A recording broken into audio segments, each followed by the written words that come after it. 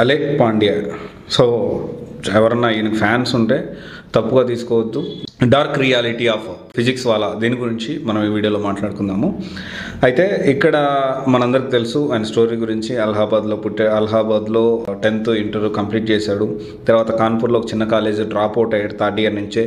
తర్వాత online tuition start చేసి ఇదంతా మనకు తెలుసు. తర్వాత మల్టీనేషనల్ కంపెనీగా అయ్యింది.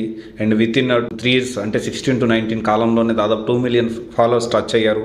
ఆ యూట్యూబ్ని బేస్ చేసుకునే తర్వాత ప్రతీక్ మహేశ్వర్ ఈ పీడబ్ల్యూ యాప్ని లాంచ్ చేయడం జరిగింది ఫిజిక్స్ వాళ్ళ. అండ్ తర్వాత ఫస్ట్ జేఈ నీట్తో ఉండేది.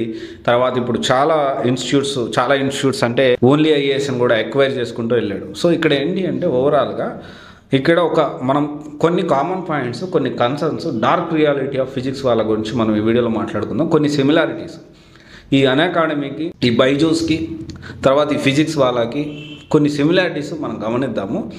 గమనిస్తే first of all Byju's Ravinder కేరళలో ఒక చిన్న పల్లెటూరులో పుట్టాడు. తర్వాత కరోనా వల్ల ఎక్కువ ఈ ఆన్లైన్ లెర్నింగ్ ఇదంతా వచ్చేసేసి చాలా హ్యూజ్గా దాని మార్కెట్ పెరిగిపోయింది.